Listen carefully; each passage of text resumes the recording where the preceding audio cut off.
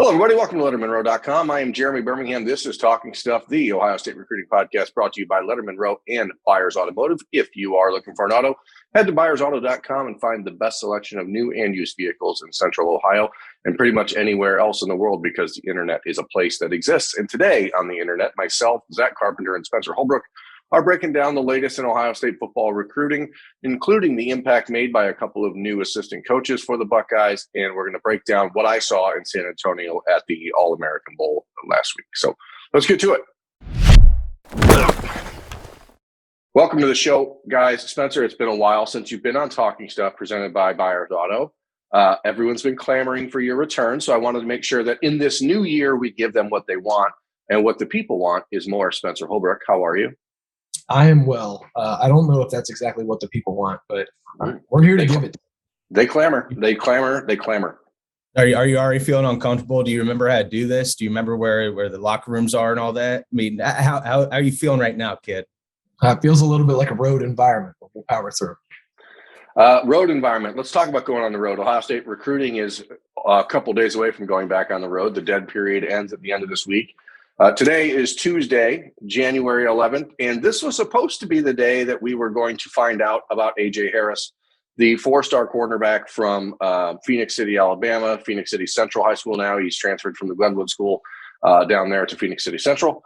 And A.J. is not going to make a decision today, as we broke on Lettermen Row a week ago. And simply put, guys, like there's just too many things happening for these kids who have a year to signing day to make a decision. Yeah, and that's something I wrote a couple weeks ago when I was asked to my prediction for the next 2023 commitment. I said A.J. Harris because his decision date was the nearest coming up. But I did say these situations are always fluid, and I knew from talking with his dad, like, yes, that's his public commitment date, but it's not set in stone. And I kind of had this feeling that Kerry Combs' situation, his future with Ohio State, wasn't going to be set by that date. And I kind of had this underlying feeling that he might push that date back. And like you said, there's just too much going on that there's no reason for him to rush into a decision right now when he's as highly prioritized of a kid as he is. Yeah, and he knows he doesn't want to change his mind. And that's a big part of this puzzle. When he makes his announcement, Spencer, he wants to be done. And it's not just Kerry Combs and the uncertainty around him at Ohio State, but Brett Venables leaving Clemson. The talk about Jay Valai at Alabama potentially going to Oklahoma with Venables. I mean, Corey Raymond leaving LSU and going to Florida, which is now a spot that AJ wants to make sure he goes down and visits because of Billy Napier and Corey Raymond. It's just really hard. I mean, you talked about this a little bit on Twitter on Monday. Like, college football is in a weird place, and most of this stuff kind of goes downstream to the high school prospects. And AJ Harris is just one of these guys who's trying to figure out the current. Yeah, and I think one of the things that nobody's talking about is, the coaches have a lot of power. The college players, when they're in college, have a lot of power. The high school athlete is the loser in college football being a mess right now because there's less spots on rosters. Coaches are moving around more. So, like, all that aside, there's no reason to rush into a commitment when you don't want to change your mind. You don't want to go back on giving a coach your pledge, but you also don't know what anything is going to look like on signing day. And so A.J. Harris might be one of these guys that sets the standard for why am I committing a year early when I can just wait and figure out exactly what the landscape looks like. You don't know how many guys are going to be on which rosters and which coaches will be coaching them a year from now. You don't even know what's going to happen tomorrow because of the way that, Lincoln Riley and Brian Kelly and all these coaches have shaken up this entire landscape. And so, it's interesting that he's delaying this decision, but it doesn't surprise me because I think he's going to be, here like a harbinger for things to come because guys just, I wouldn't make a decision right now. There's no way. With all these coaches moving around, it just doesn't make any sense to lock into a commitment a year before you sign. Yeah, the cold reality. Go ahead. Zach. I kind of think that 2023, like you're saying, Spencer, could be one of these cycles where we see players take back a little bit of control, so to speak, because like you said, we saw this last cycle where things went haywire. One of the wildest coaching carousels we've ever seen. And then the implementation of the transfer portal, the one-time rule here, where you get immediate eligibility. I do think we could see this cycle wind up being one where we see more commitments later and later in the process, or commitments on signing day in the December early period, or even maybe like Berm and I have talked about before, maybe the regular signing period becomes more popular for lack of a better word. I don't know what your thoughts are on that, Berm. Well, I mean, there have been discussions at the NCAA level about moving the early signing period, and I think that's something that eventually is going to have to happen. Because if anyone thinks that this year's coaching carousel circus is an anomaly, I mean, it is to this point, but it's very unlikely that it will be in the future. This is what's coming in college football, and it really has sort of changed the landscape of the way these kids have to view things. And there's no guarantee that if you commit next month that things aren't going to happen in June or next October. I mean, this is just where we're heading, and you feel bad for the kids. You do understand, however, that there are those top 100, top 125, top 200 players. Those guys still have some leverage, and they still have the authority and power to kind of make the changes. It's really the guys beneath that, in that 350 to 700 range on the national rankings, where they're just going to be like, hey, I don't know what I'm doing.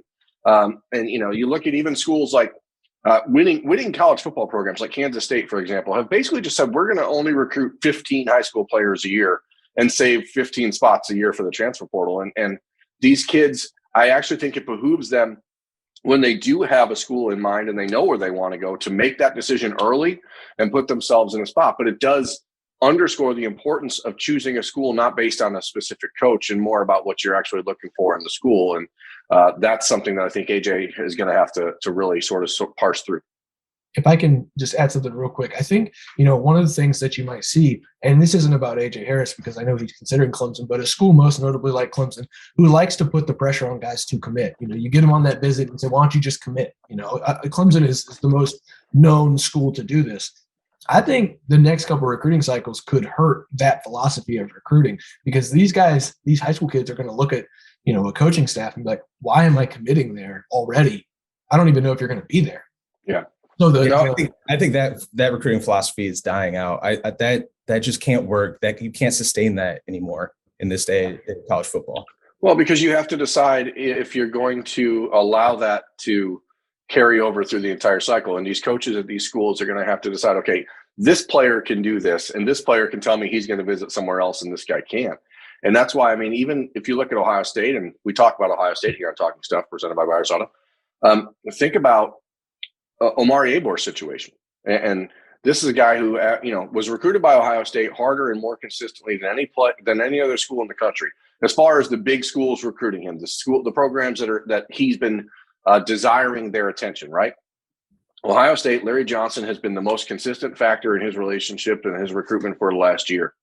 He commits to Ohio State on January 2nd and immediately is talking about making visits to other schools. And, we're 3 days away from finding out if he's going to make those visits. And I don't think that even a player like Omari Abor, who has the high upside he has, Ohio State and Omari Abor have to make a very big decision in these next few days. Like if he decides to go visit elsewhere, Ohio State is still recruiting Christian Miller in the class of 2022. I wouldn't be surprised if they're like, hey, you know what? If you want to go make these visits elsewhere, just not be committed. And that's these schools and these players. There's going to be this tug of war, this back and forth between them as far as like who has the leverage. And every recruitment's going to be different based on that player's profile and that player's power in the class. And I think that schools like Clemson, like Spencer mentioned, but also Penn State's another one, very high pressure sales pitch when kids are on visits. You're going to see, as the cycles change and all these coaching changes happen at the end of the year, you're going to see a lot of kids take late visits, and it is going to put some interesting things out there. Yep. Some people hated the fact that Omari was so honest, like, just I'm committed, but it just means that I'm committed right now. I'm still going to take visits. I'm still open to other schools. I thought it was refreshing that he was at least honest with everybody. Like, hey, this is still a live thing here. And I don't know. I kind of feel like he took a little bit of the control back in his recruitment, for, like, I keep saying control, but by committing, by locking in his spot. And now if he does want to go take other visits, if Ohio State wants to tell him, all right, well then decommit, that puts them in a more precarious, worse position. If you have to tell them, well, then decommit if you're going to go take visits to other schools. Yeah. I mean, but Spencer, does it put him in a worse position? I mean, don't you have to have some sort of standard? Well, especially on a guy who's not going to be there for spring football. If that means that, more times than not everybody's JT Tuimoloau who's going to come in and make an impact right away without spring football. I think, some of these freshmen that come in and contribute early have those spring practices. And so if a guy's not going to be there and you need a defensive end, it's not just a body. If you need like a playmaker for next year, you have to know what's going to happen when you go into spring ball, because you could bring in theoretically a guy in the next 10 to 12 days from the transfer portal if you needed that. I don't think Ohio State needs that. But the idea of, are we going to wait on this guy to arrive in June, or are we going to have a guy come get in the system in spring and get acclimated, maybe add a playmaker? That roster spot is not always going to be there. And so if you're Ohio State, you need a little bit of clarity. Are you committed because you want to be here? Or are you committed and just going to take other visits and maybe decommit? I think the time for clarity is now for Ohio State, because, with a guy like Omari Abor, there's talented guys out there who could probably help Ohio State next year, bolster up that defensive line. Omari Abor could be one of them, but he could not be. And so you kind of have to think about that if you're Ohio State. Do we want to go through, the secondary recruiting process of a guy who's supposedly committed here, or do we want to go, all in on a guy who has college experience? And so I think it's an interesting balance for Ohio State to strike right now, because Ohio State's not a high pressure, commit, but also when you're committed, you need to be committed.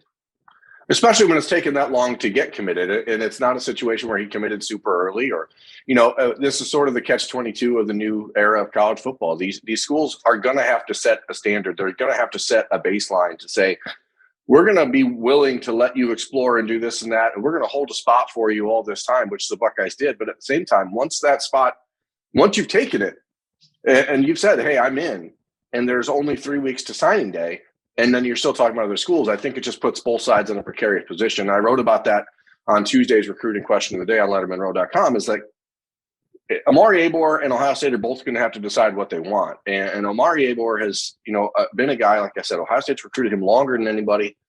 Does that matter to him? And is the relationship with Larry Johnson, does that matter the most? And if it does, then at some point between now and Friday and between now and February 2nd, you almost have to sit down with yourself and look in the mirror and say, hey, this is what I've been waiting for. What else are you still trying to get out of this process? Because the process has been going on for a guy like that for 2.5 years. So I just think it's interesting as we head into it. There's nothing planned yet. There's nothing like that we've seen confirmed visit elsewhere, but I know that Texas and Florida are the teams that people keep talking about. And I think it's fascinating to see how Ohio State handles that if he makes that decision. So, we have 3 weeks, as I said, till signing day, February signing day period, signing period, whatever. And really, if it's not Omari Abor that we're talking about over the next couple of weeks, the only other guy we're going to talk about is Christian Miller, especially now that Carson Hinsman has committed to Ohio State, and he seems pretty locked in regardless of the coaching change at Ohio State. I still think Ohio State's in a better position with Christian Miller than people are giving them credit for, but it is interesting. With Georgia winning the national championship, there's going to be this push there from them. And, guys, he's not going to visit Ohio State again. So, he's probably going to have a chance to get over to Georgia for another day just because he lives so close. But how does Ohio State have to approach that in your mind? I think this is going to be tough for Ohio State because, like you said, he lives pretty close to Georgia. He can take those visits to Georgia.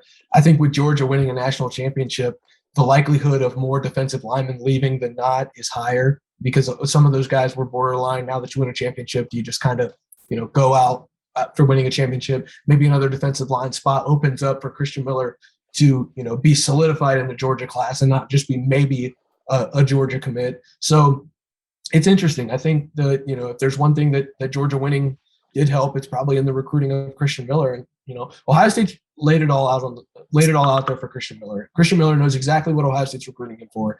He knows where he stands with Ohio State. If he wants in the class, he's going to be in the class. He knows what Antoine Jackson's told him for the last couple of years. And now it's just up to Christian Miller to decide exactly what he wants. And if he wants to stay home, well, Georgia is a great destination. They just hoisted the trophy last night. If he wants to, be developed by Larry Johnson and go the path of his mentor, Antoine Jackson, then that's another story. So I just think this is about, what's he want? What does he want? It's about comfort and relationship. Comfort is at home, but relationship is with Larry Johnson. And so I guess Ohio State and Georgia are tied because if you use that CAR acronym like we always do, Berm, comfort and relationships, well, comfort, like I just said, is at home. Relationship is at Ohio State. And so it's just interesting because this is a recruitment that we don't see very often with that comfort and relationship thing. It's just been so damn hard to evaluate Christian Miller's recruitment because he's such a game player and he goes back and forth about tweeting Georgia graphics, tweeting Ohio State graphics, like publicly doing that type of thing. So it's been so hard to gauge what kind of where his stance is. And he's been going for so long, and then he was supposed to commit the All-American Bowl and then push that back. And then, like Spencer just said, I mean, Georgia's home. They just won a national championship with one of the nastiest defenses in college football history. So if that's what appeals to him the most, then there it is. And then there's, like you just said, I don't want to belabor the points he just made, but you have Larry Johnson as the GOAT or the OG, Snoop Dogg of recruiting, however Christian Miller always seems to describe him. And it's the same thing as Omari Abor that we were just talking about. That relationship with Larry Johnson has been there so long, and we now are going to see if that's what kind of takes the day for Ohio State now come down the stretch. I think what's really, really unique about Christian is that after getting to talk to him over the last year and getting to know him, I don't know, and I know publicly it looks like he's playing the game, but I really think he's genuinely torn between the two. He's not a kid who was born in Georgia, grew up, loving the dogs. Like he's from Tampa originally. Ohio State and the relationship he has with Anton Jackson, with Larry Johnson, and I think that what makes him really unique is that comfort in relationships is wherever he is, because he's that type of kid who is truly comfortable in his own skin. And I think it's just a matter of what atmosphere you want, and being closer to where you live. I think maybe there's an opportunity for greater distractions and stuff like that you have to deal with when you're there. And I don't think he's decided. I mean, talking to him last week, it just seems like he's very split. I mean, everyone knows it's going to be Ohio State or Georgia, and he's take an opportunity to go to Florida and go to Oregon and go to Florida A&M, and he wants to see these other places. But even knowing that he's going to see those schools, Ohio State and Georgia, something bad would have to happen to both of those places for either one of them not to be the final choice. But again, back to what we were talking about earlier, Dan Lanning is one of the guys recruiting him to Georgia. Now, maybe that opens up a lane for Oregon to add an elite Southeastern defensive tackle or defensive end to its class and start to build that out there. Florida has a brand new coaching staff with a lot of energy around it right now. Christian Miller liked Florida a while back. So you just don't really know. And so he's such a nice kid that he talks highly of everyone because he truly can build relationships, like you said, from wherever he goes. And so this is one of the most, I guess it's an overused word, but it's one of the most unique recruitments I've seen just because of the way he is as a person. He can be friends with anyone he wants to be. And so he's, like you said, he's comfortable wherever he goes. And so I think, I do think it's Georgia or Ohio State, but hey, maybe Dan Lanning has something for him at Oregon. Maybe Billy Napier can sell him something at Florida that can't be sold with the depth charts at Ohio State and Georgia. So you just don't really know.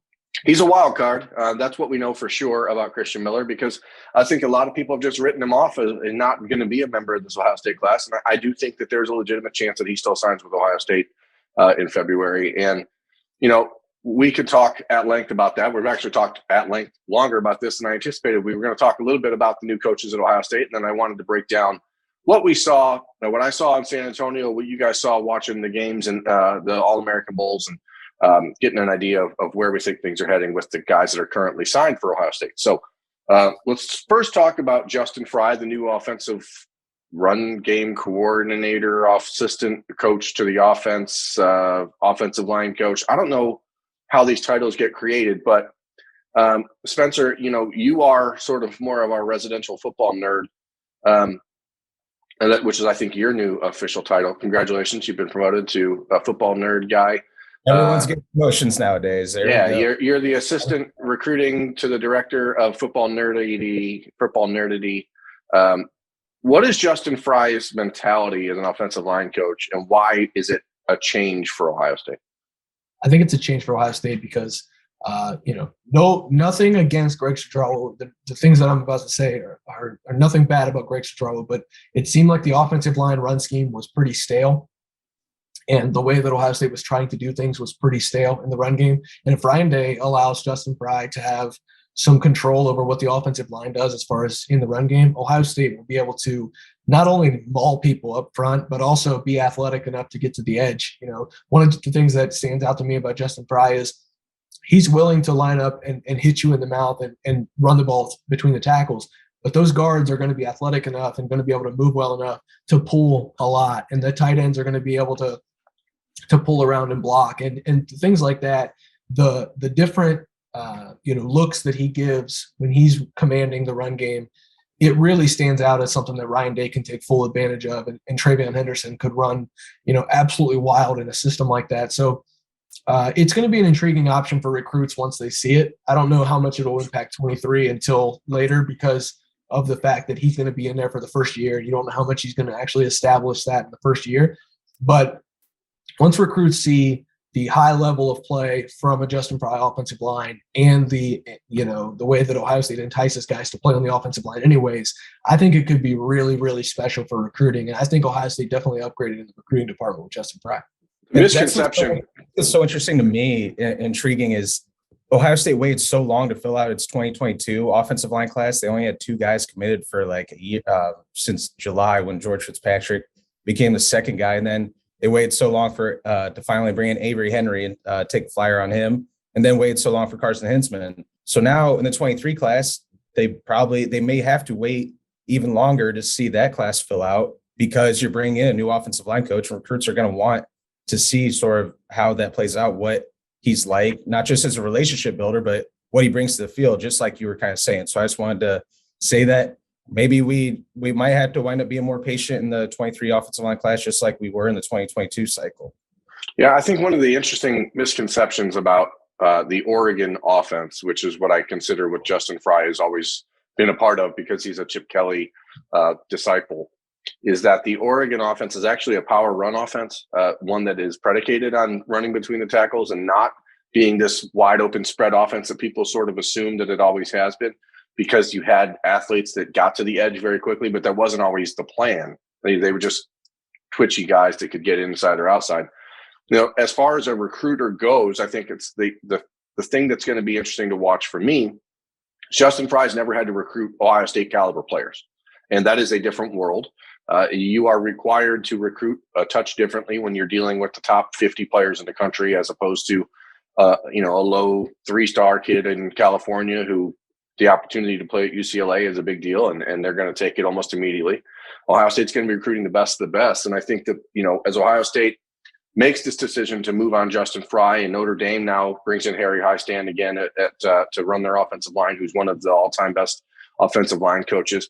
There is going to be this sort of measuring stick of how does Justin Frye stack up. And he's just officially, announced as the offensive line coach at Ohio State on Tuesday morning. So I don't know exactly who his first calls were to, but I think the Buckeyes obviously need offensive linemen that are super athletic, that are guys that are technical and ability to do multiple things. And I think it's going to be interesting to see how quickly he prioritizes players like Luke Montgomery and gets on the phone with them. I did talk to some players out in San Antonio at the combine, the national combine on Friday from the West Coast, and asked them, have you heard from Justin Frye? What's he like? And all of the responses were pretty much what you'd expect. Very personable guy, young guy. He gets it. But again, Spencer, recruiting at Ohio State and recruiting at UCLA are different. Well, two things, and I'll try to be quick because I want Zach to be able to weigh in.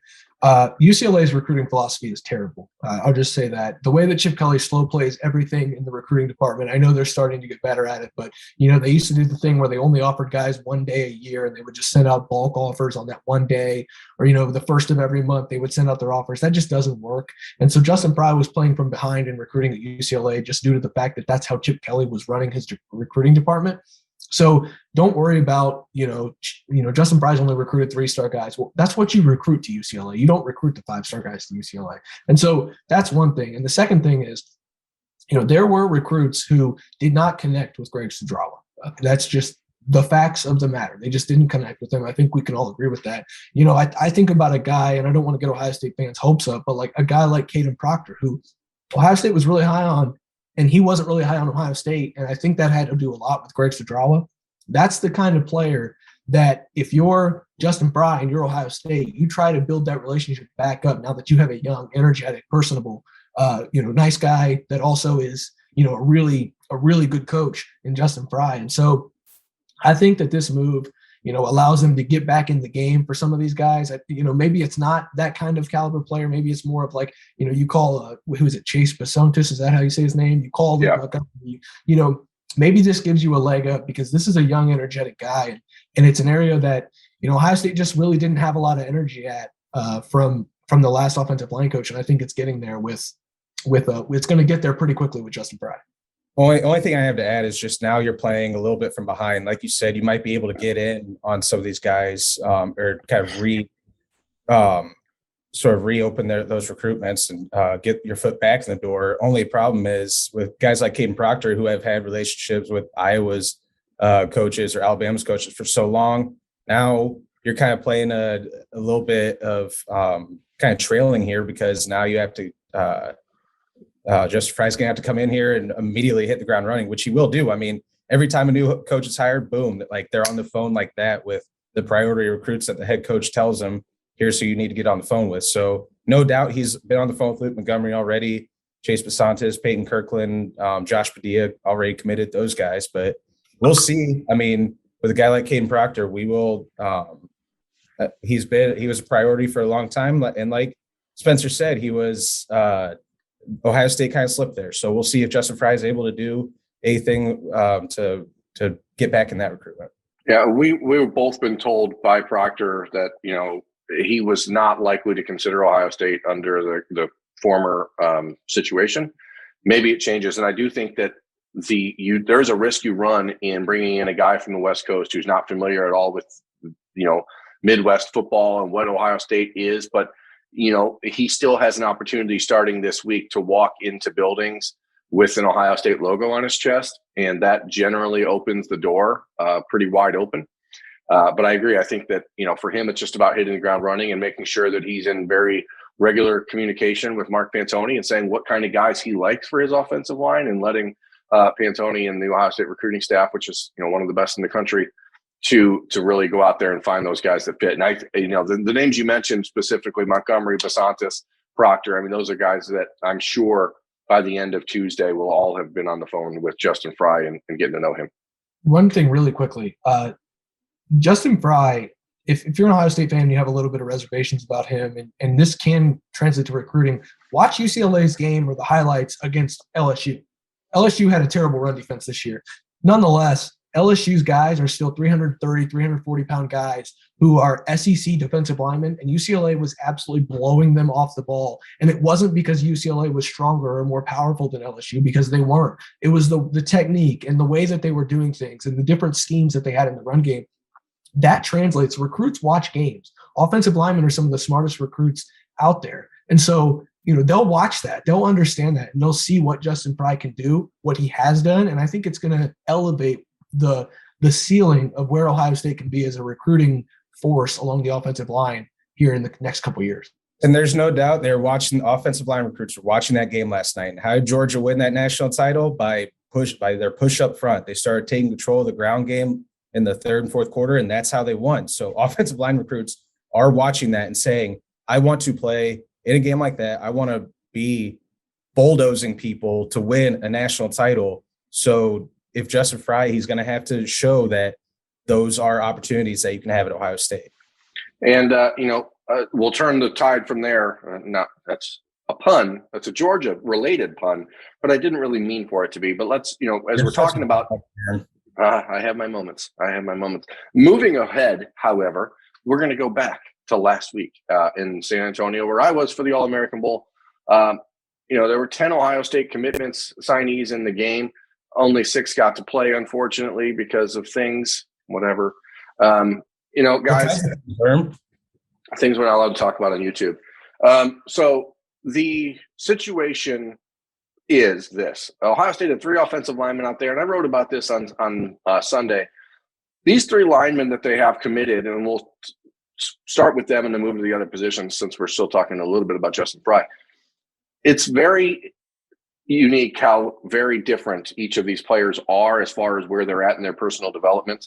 Like Tiger Shabola is so big and so athletic that, I've actually been kind of hard on him over the last year and a half. My opinion on Tiger Shabola has changed pretty significantly in the last few weeks. I think that he's going to be a really good player at Ohio State. And probably at guard, which is where he lined up most of the time. I think you could see him maybe move down to tackle later in his career, but very impressed with what I saw from him. And then with George Fitzpatrick and recent commit Carson Hinsman, those two are really technically sound players. And those are guys that are going to get a lot bigger when they get to Ohio State. And I think that that's really what Ohio State needs. These are guys who understand the fundamentals of playing offense. But for Carson Hinsman, guys, like, he's played at a triple option offense his whole life, doesn't know how to pass protect at all.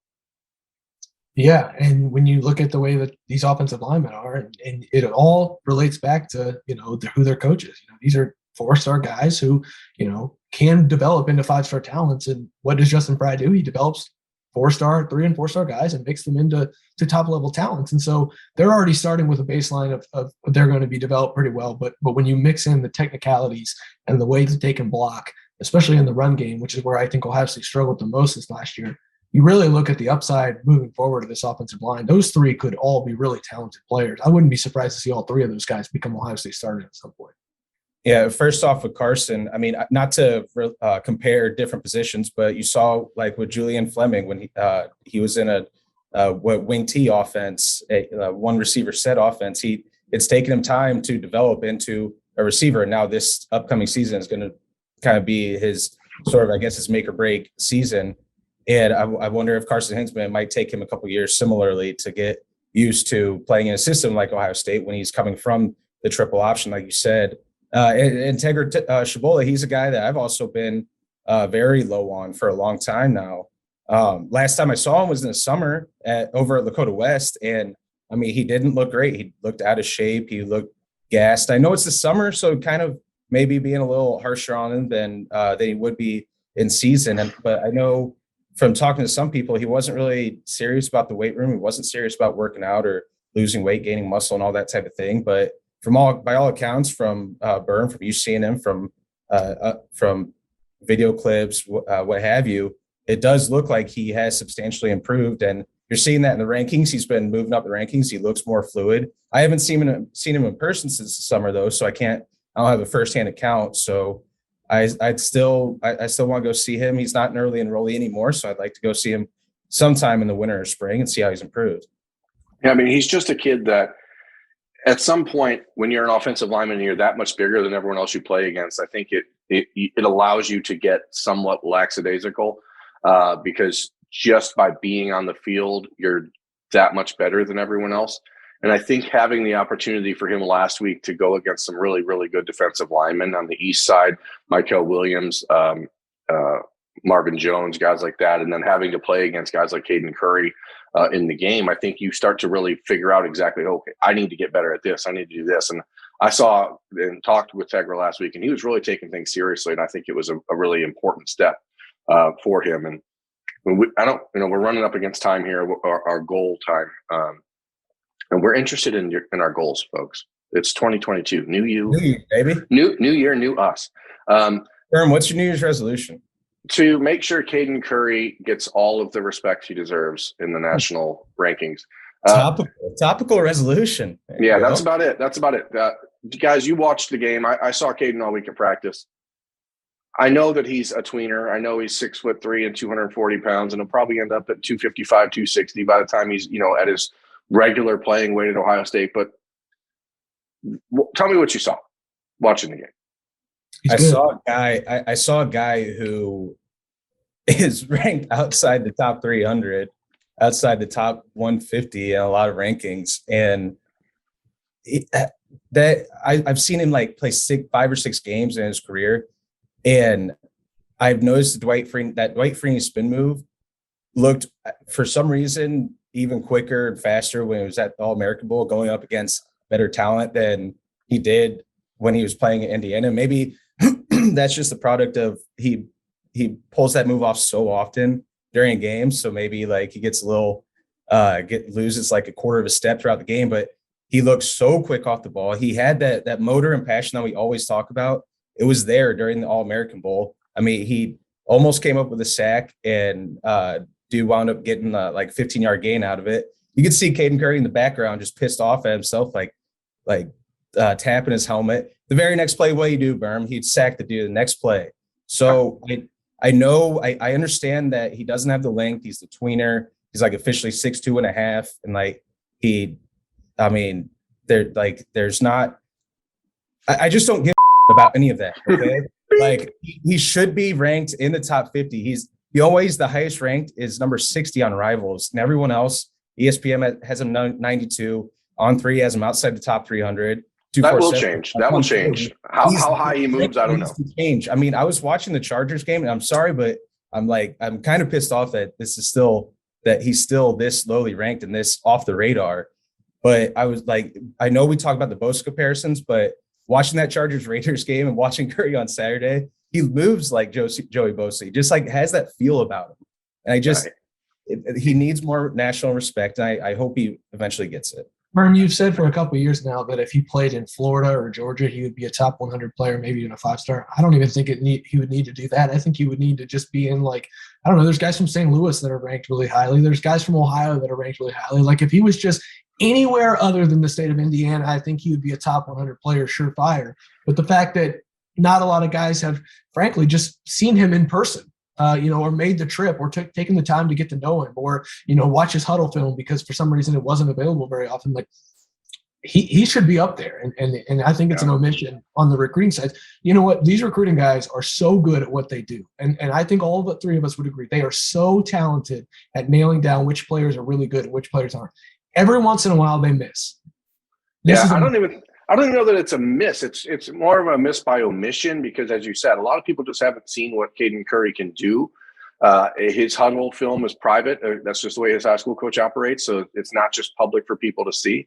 And quite frankly, I think that you look at it and say, if he's making it look this easy, then the guys he's playing against can't be very good.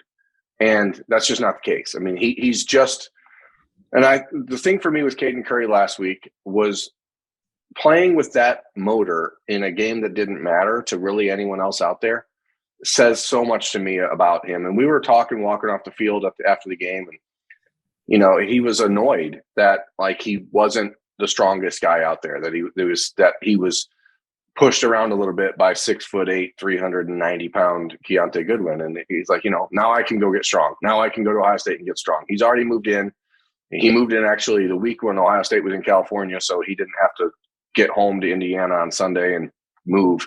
He actually moved a week before everyone else. And I think the future is just super bright for him. And, we're running very much against time here, but Keon Gray's just exactly what you thought he's going to be. Kojo Antwi, he's raw, super athletic. He's going to have to learn to be a wide receiver. Right now he's just making a do on his own. We didn't get to see much of Devin Brown in the game, but as you watch him all week, he's just a perfect fit for Ohio State at quarterback. And guys, we have like 15 seconds from each of you, final thought, and then we'll wrap up this episode of Talking Stuff. I mean, like you said, the Keon Gray stuff, I know that up and out route they ran in the game was absolutely straight up filthy. I mean, he put the cornerback on skates. I don't remember who it was. It's just seeing him at the opening last summer in July, when me and Burn went out there, he had that smoothness. He was just route runner. I mean, I think Armani Winfield, one of the Texas receivers, his nickname was the route doctor. Keon Gray's, his nickname needs to be the route doctor because he knows how to get open. And I never had a true appreciation for guys like that until I came onto the Ohio State beat and watched Chris Olave go to work without being a top speed guy. It's just that smoothness and polished, knowing how to get open type of receiver. And I think he's going to be a 2-year starter. That's who he is to me. He's going to be a 2-year starter at Ohio State. He's going to be the fan favorite, like you said. Yeah, that says it all. I'll leave it at that. We'll talk more about this over the next few weeks, but there's a lot heading into the next signing day period in February. That's Zack Carpenter, Spencer Holbrook. I'm Jeremy Birmingham. This has been Talking Stuff presented by Buyers Auto. Thanks for watching. Thanks for listening. We'll see you next time.